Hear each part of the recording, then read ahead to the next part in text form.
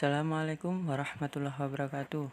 Kami kelompok 6 yang beranggotakan Santoso Ardiansyah Pamungkas 202111359, Kamelia Rahmawati 202111366, dan Kamelita Febrianingrum 202111375 akan sedikit mempresentasikan tentang ketatanegaraan dalam sejarah Islam pada Bani Umayyah, Bani Abbasiyah, hingga Turki Utsmani. Yang pertama, ketatanegaraan pada Bani Umayyah. Pada masa kepemimpinan Muawiyah dimulai pada tahun 41 Hijriah atau 651 Masehi, ketika Hasan melakukan baiat terhadap Muawiyah dan diikuti oleh sebagian umat Islam. Muawiyah merupakan seorang administrator ulung dan politikus yang cerdik. Ia memainkan peranannya tersebut dengan merangkul kembali tokoh-tokoh yang pernah dipecat oleh Ali. Sebelumnya, ia telah merangkul Amr bin As sebagai mediatornya dalam tahkim dengan Ali. Ini merupakan salah satu kelihayan Muawiyah, padahal telah diketahui bahwa sebelumnya pada masa Utsman bin Affan berkuasa, Amr pernah dipecat dari jabatannya sebagai gubernur Mesir. Muawiyah tidak mau mengulangi kecerobohan Utsman dan mengangkat Amr kembali sebagai gubernur Mesir. Setelah merasa aman, barulah Muawiyah mulai melaksanakan kebijakan-kebijakan pada masa pemerintahannya, yaitu 1. Membenahi negara dengan memindahkan pusat pemerintahan dari Madinah ke Damaskus. 2. Membangun kekuatan militer yang terdiri dari 3 angkatan darat, laut, dan kepolisian yang tangguh dan loyal. 3. Meneruskan perluasan wilayah kekuasaan Islam baik ke timur maupun ke barat. 4. Muawiyah maupun penggantinya membuat kebijaksanaan yang berbeda dari zaman Khulafaur Rasyidin. 5. Selain perluasan kekuasaan, Muawiyah juga melakukan berbagai penyempurnaan di bidang administrasi negara atau birokrasi, perekonomian, dan kesejahteraan rakyat.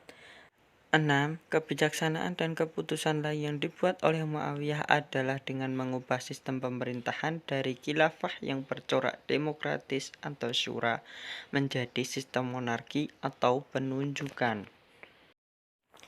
Pada tahun 759 Masehi, dinasti Bani Umayyah hancur dan digantikan oleh Bani Abbas. Faktor-faktor yang menjadi kehancurannya yaitu 1. Bani Umayyah dari pertama kali menetapkan pravodnya sebagai negara sekuler, sehingga perhatiannya terhadap perkembangan keagamaan kecil dibandingkan dengan upaya perluasan kekuasaan. Ini menjadi akibat ketidaksenangan masyarakat terhadap Bani Umayyah. Kedua, sistem suksesi berdasarkan warisan. Ketiga, politik diskriminatif kerajaan terhadap non-Arab atau Mawali. Ketatanegaraan pada Bani Abbasiyah. Di antara yang mempengaruhi berdirinya khilafah Bani Abbasiyah adalah adanya beberapa kelompok umat yang sudah tidak mendukung lagi terhadap kekuasaan Imperium Bani Umayyah yang notabene korupsi, sekuler, dan memihak sebagian kelompok. Di antaranya adalah kelompok Syiah dan Khawarij serta kaum Mawali atau orang-orang yang baru masuk Islam yang mayoritas dari Persia. Mereka merasa diperlakukan tidak adil dengan kelompok Arab dalam hal pembebanan pajak yang terlalu tinggi. Kelompok inilah yang mendukung revolusi Abbasiyah. Di saat terjadi perpindahan kekuasaan dari Umayyah ke Abbasiyah, wilayah geografis dunia Islam membentang dari timur ke barat, meliputi Mesir, Sudan, Syam, Jazirah Arab, Irak, Parsi, sampai ke Cina. Kondisi ini mengantarkan terjadinya interaksi intensif antara daerah satu dengan daerah lainnya. Interaksi ini memungkinkan proses asimilasi budaya dan peradaban setiap daerah. Pada zaman Abbasiyah, konsep kekhalifahan berkembang sebagai sistem politik. Ketika Daulah Abbasiyah memegang tampuk kekuasaan tinggi Islam, terjadi banyak perubahan dalam kehidupan masyarakat. Kekuasaan Bani Abbasiyah berlangsung dalam kurun waktu yang sangat panjang berkisar tahun 132 Hijriah sampai 656 Hijriah atau 750 Masehi sampai 1258 Masehi yang dibagi menjadi 5 periode. Periode pertama tahun 132 Hijriah atau 750 Masehi sampai 232 Hijriah atau 847 Masehi disebut periode pengaruh Persia pertama. Periode kedua pada tahun 232 Hijriah atau 847 Masehi sampai 334 Hijriah atau 945 Masehi disebut masa pengaruh Turki pertama. Periode ketiga pada tahun 334 Hijriah atau 945 Masehi sampai 447 Hijriah atau 1055 Masehi. Masa kekuasaan dinasti Buwaih atau pengaruh Persia kedua. Periode keempat pada tahun 447 Hijriah atau 1055 Masehi sampai 590 Hijriah atau 1194 Masehi merupakan kekuasaan dinasti Bani Saljuk dalam pemerintahan atau pengaruh Turki II.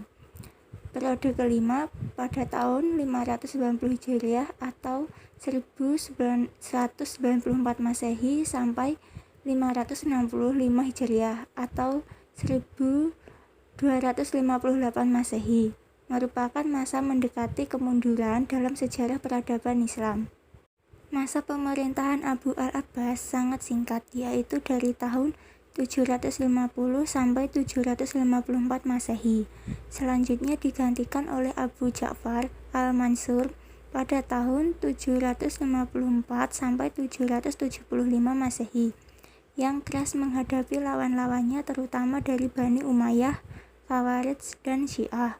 Untuk memperkuat kekuasaannya, tokoh-tokoh besar yang mungkin menjadi saingan baginya satu persatu disingkirkannya. Abdullah bin Ali dan Salih bin Ali, keduanya adalah pamannya sendiri yang ditunjuk sebagai gubernur oleh khalifah sebelumnya di Syria dan Mesir, dibunuh karena tidak bersedia membaiatnya. Al-Mansur memerintahkan Abu Muslim al-Khurasani melakukannya dan kemudian menghukum mati Abu Muslim al-Khurasani pada tahun 755 Masehi karena dikhawatirkan akan menjadi pesaing baginya. Ketatanegaraan pada Turki Utsmani. Kerajaan Turki Utsmani telah muncul dalam periode yang biasanya disebut periode Mongol.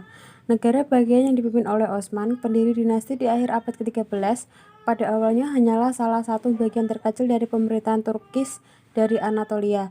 Militer di Balkan berhasil membuka jalan kekuasaan di Asia Kecil. Penaklukan Konstantinopel tahun 1453 Masehi, berakhirnya kerajaan Bizantium, penaklukan Syria dan Mesir, dan berakhirnya kekuasaan Mamluk adalah fase di mana Utsmani memunculkan kekuasaan di timur dekat, kekuasaan yang merangkum seluruh daerah Arab klasik kebudayaan Islam. Puncak kejayaan dinasti Utsmani terjadi pada tahun 1453 sampai 1566 Masehi. Wilayah-wilayah Eropa direbut, bahkan Muhammad Al-Fatih berhasil menaklukkan Konstantinopel pada tahun 1453 Masehi. Padahal kota ini terkenal sangat kuat karena dibentengi 3 lapis dinding tebal. Setelah penaklukan Konstantinopel, Al-Fatih masih melanjutkan penyerangan dan menguasai semenanjung Maura, Serbia, Albania, sampai perbatasan Bundukia. Sistem pemerintahan Turki Utsmani. Dalam pelaksanaan pemerintahan, penguasaan Imperium Utsmani bergelar Sultan dan Khalifah. Sultan ialah gelar mereka untuk masalah-masalah duniawi, sedangkan Khalifah gelar untuk urusan keagamaan. Sistem pemerintahan Utsmani banyak mengadopsi praktik kenegaraan yang berlaku di Bizantium dan Persia. Dalam menjalankan kedua fungsi ini, penguasa Utsmani dibantu oleh 3 kekuasaan, yaitu administrasi birokrasi atau man of the pen, militer man of the sword, dan kekuasaan agama man of religion. Sekian dari kelompok 6. Kalau ada kurang lebihnya kami mohon maaf. Wassalamualaikum warahmatullahi wabarakatuh. Thank you.